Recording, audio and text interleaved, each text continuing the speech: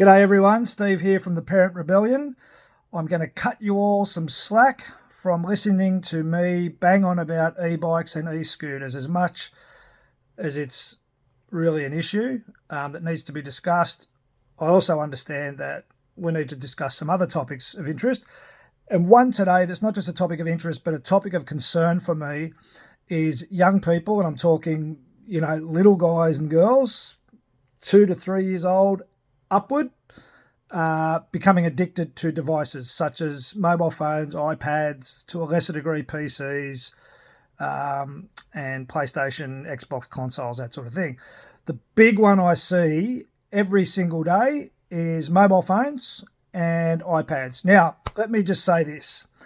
Anyone that knows me knows I spend a bit of time on my phone. I have a number of reasons for that. Some of it's social, catching up with people, messaging, that sort of thing. Most of it is through the businesses and being on social media for those purposes, and also doing research, study, listening to podcasts, reading various articles, that sort of thing, no matter what my wife thinks. So, yes, moving on, addiction to devices. Now, to me, like food, for someone who's battled their weight and their diet all their life, 54 years, it's been a struggle, it's still a struggle now. I think food is an addiction. I think it's a habit that can be broken like any addiction. It's nonetheless an addiction. Being on devices, very much an addiction. However, you've got to ask yourself, where did it start? Okay, it starts at a very young age. Now, again, I'm not standing here judging anybody or being critical of parents who have every now and again relied on the iPad or the phone just to take the edge off parenting for a minute and to give you some time to breathe. And I advocate, as does Sarah, for that constantly, as you probably know. You need some me time, right? We all do. Don't feel guilty, don't feel selfish, you need it, but it's a balance. If, on the other hand, you are or have used your iPads, phones, and other devices as a child's babysitter, guess what? You deserve everything you get when you can't get them off it, because there has to be some sort of balance. And the only people letting them away with it are you as parents. And there are a number of reasons that we've all done it, right? We're good people and we don't want to see the little darlings disappointed and, oh, boo-hoo. We don't like to see them upset. Yep, cool. That's one reason, but it's very minuscule. The other reason is we can't be bothered with the tantrums. Oh, not today. I'm tired. Oh, I've just got home from work. I just don't want to hear it. That's cool. Again, every now and again, sure. But if it becomes a go babysit and you start calling the iPad the nanny, there's an issue, and that's on you. And the problem is that you are lazy or you haven't got the fucking balls to say no to your child. And then when they become teenagers, guess what happens? Oh, it's too hard. No one can change it. No one can save the day.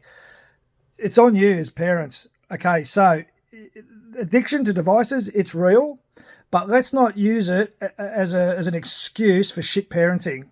And what I mean by that is, as an adult, you become an alcoholic. That's on you, right? But as children, they are being allowed to become addicted because us, as parents, are allowing it and we're feeding it. And ultimately, it's on us. So until the age of 18, we have a duty of care, and beyond, as we know, they're always going to be our babies, right? But at least until the age of 18, we have a duty of care. And if you're allowing your kids to just be on these devices all the time, never say no, never want to put up with the tantrum or the argument. I'll tell you now, the tantrums that you see from 3 and 4 and 5-year-olds, the arguments, the negotiations when they're that age, fucking way easier than when they're teenagers, let me tell you, because they start smashing shit, breaking shit, and sometimes the parents are the ones who get in the zone for being whacked and hit, right? So trust me, I see it, right? I've seen it. I continue to see it. These things are great in moderation. And again, I know I can be accused of leaning more towards the side of using it more than I should. But again, a little bit different for me. I can put it down. I can go do other things and not get the jitters, not get all edgy because I'm not on my phone. I can do that. But I see young people today who can't do that. And it's actually really frightening for me, as I said. Parents, I'm sorry that this is going to come across the wrong way, but fucking grow some balls. And just the sooner you start saying no, and the sooner you start implementing, time for devices and time to get off devices, the easier it's going to be. Yes, you're always going to get some objections. You're always going to get some resistance in the early days, but it's much easier to negotiate with a 3 or a 4 or a 5 or 6-year-old than it is with a 13, 14, 15, 16-year-old. If you get to that stage and you're trying to negotiate, good fucking luck. Not going to happen. So remember this, right? Be a parent. Don't let the tail wag the dog, people. Everyone needs a pack leader, and that's a subject for another time, but we'll come back to that one. But everyone needs a pack leader. And if you're not going to be the pack leader and make some decisions and start to call some shots and put some disciplines in place, eventually the kids will decide they'll be the pack leader, and you're fucked when that happens. So if your kid's addicted to a device, it's on you. I don't give a shit what their story is. It's on you as a parent, because unless they're spending 90% of their time with someone else, it's on you. So start to grow some balls, say no, put things in place. The sooner you do it, the easier it's going to be in the long run. If you're just starting now with teenagers, like I said, good luck. Not impossible, but geez, you've made it hard for yourself. So again, let's start to take back parenting. Toodles.